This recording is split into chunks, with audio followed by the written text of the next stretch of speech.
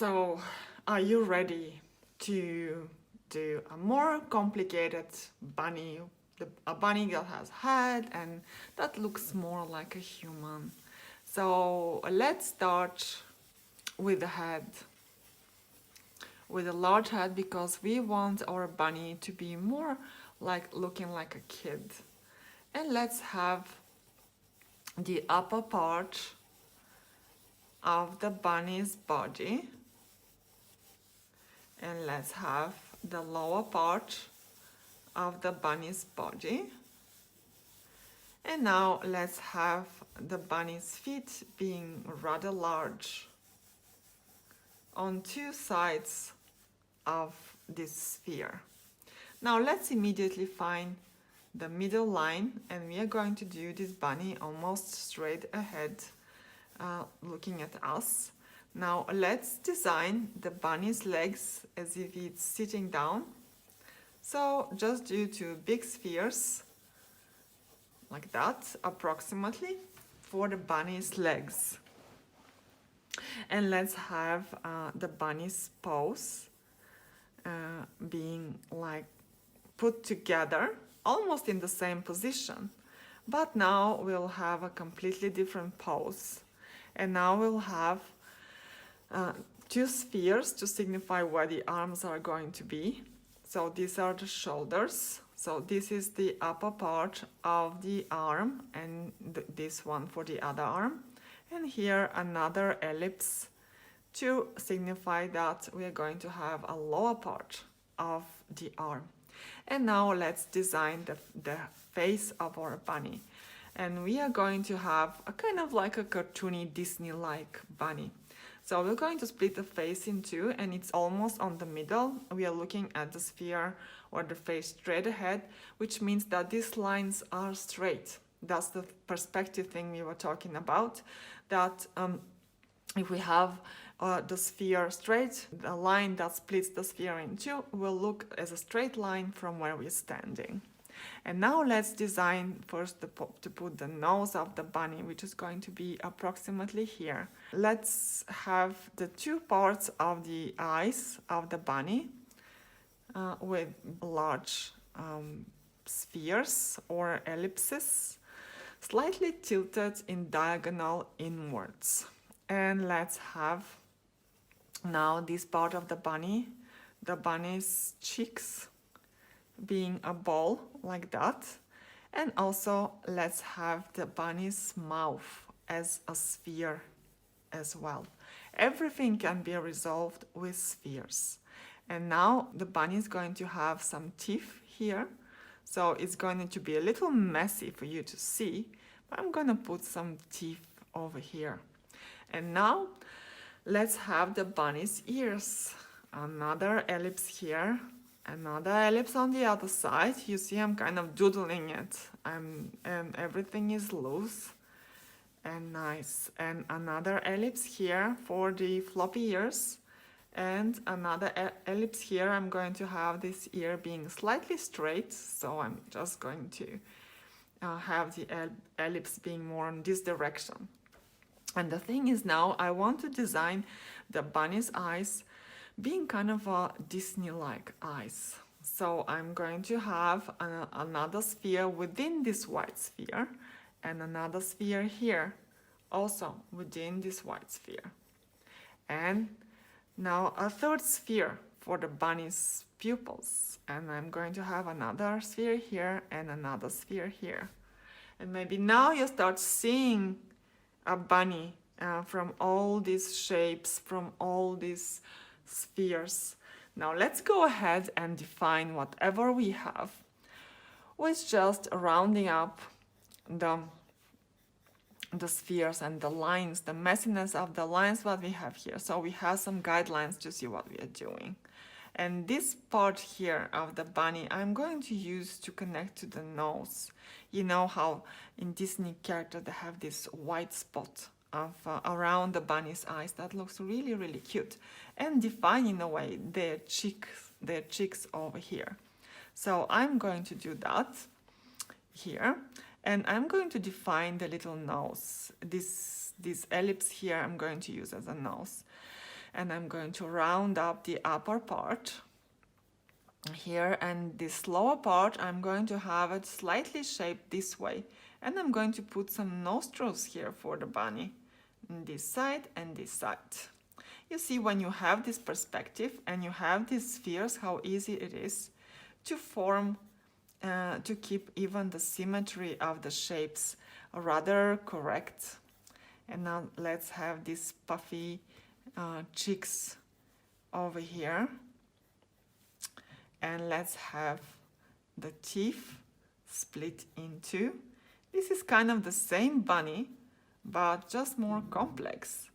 And it's going to be like smiling as this other bunny, but just more complex, more broken down in anatomical shapes.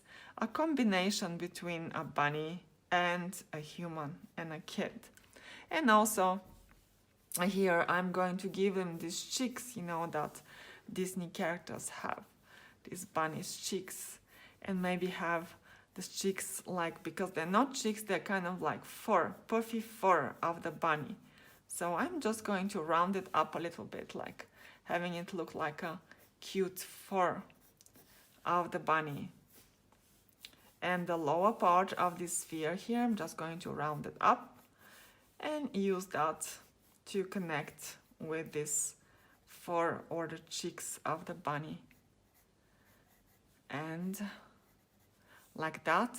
And now let's design these white shapes around the bunny and the eyes. And let's leave some white here for the glance of the eyes, so it just will give the bunny a cuter look and being more alive. And another one here that connects the nose and the eyebrows. Just follow the steps if you think it's too difficult to think about, so it can be confusing. It's like, wait a minute, which sphere was for what, and you kind of can get lost. Just follow the steps, and that's the best part with having a video on that thing, because you can stop it and you can rewind and you can watch it again.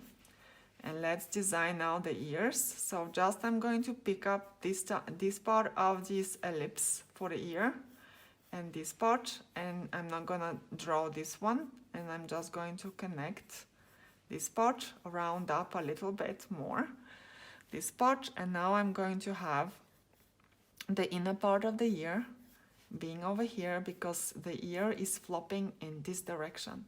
So the inner part of the ear will appear somewhere here, and let's have this here as well, and let's just leave out this part here and just have the line turning just before it reaches the line of the upper part of the ear. It's same in here, and maybe I'm going to see the inner part of the ear over here like that, and I'm going to shade it a little bit, so to signify that it's going inside, that there is the depth in there. So, and this is the bunny's head. Now let's continue with the arms, and you see this here, it was one ellipse here and one ellipse here for the front pose. Just connect this line and this line, and just use this sphere here to design the pose, and this one here. And now you can just have these fingers, two lines kind of the same way, but these are more complex, more defined, and use the lower part of this ellipse here to connect with the elbow.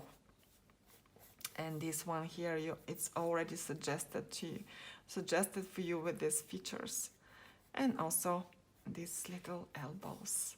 And now let's do the lower part of the body, and now let's do these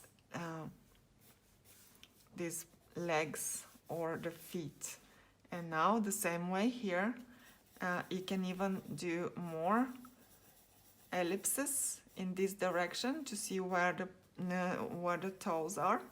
One here and one here. It has like 3 toes. And just define them, and define the one that is on top of all the other toes here. The second one is just on top of the first one here, and then the third one we're not going to see the most of this ellipse here, and maybe here we see a little bit of the third one. Define it like that, and it has large feet. And now we can have the bunny's legs, maybe just as curve like over here, and this part of the sphere we can take in consideration this, but maybe we can bring the body more here like that, so the body is more visible rather than the legs, and the legs are like inside there within the body like that. And here we can continue this element here of the puffiness of the body, and continue and give some kind of a white spot on the bunny's stomach, and continue this spot even over here. So just make another sphere on the stomach and use that sphere to define this kind of a puffiness of the bunny, or fur. So you know how to make a fur, some kind of like a triangular things on some spots.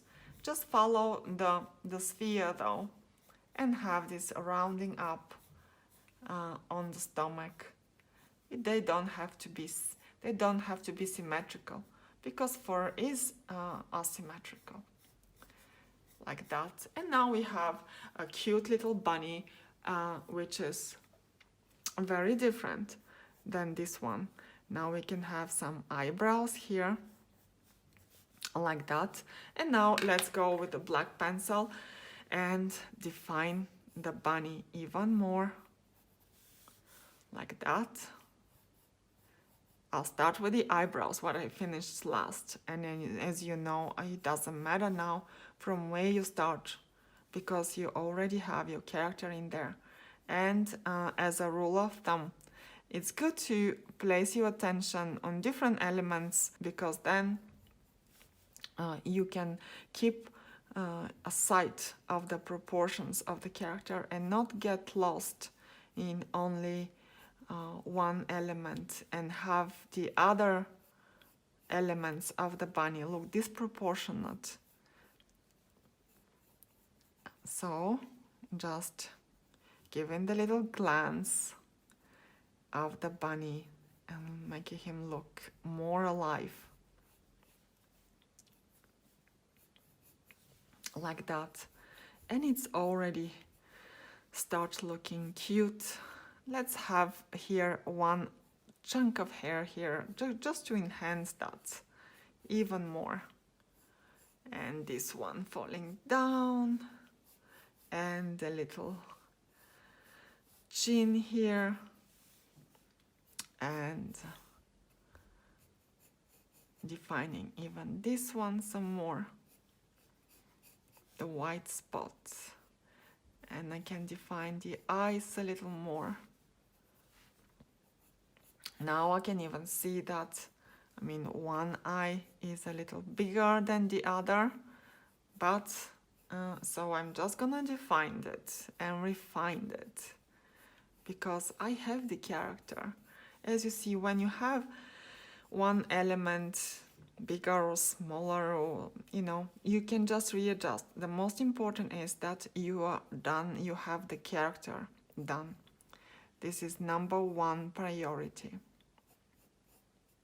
The character is the most important. Even if you have disproportionate body, if your character is looking good and appealing,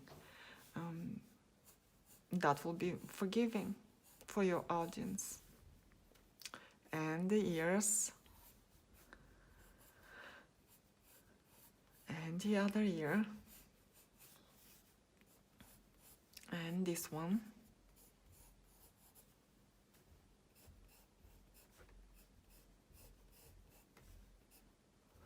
So I'm hoping that you've learned a lot from this course on designing cute farm animals and designing characters all together.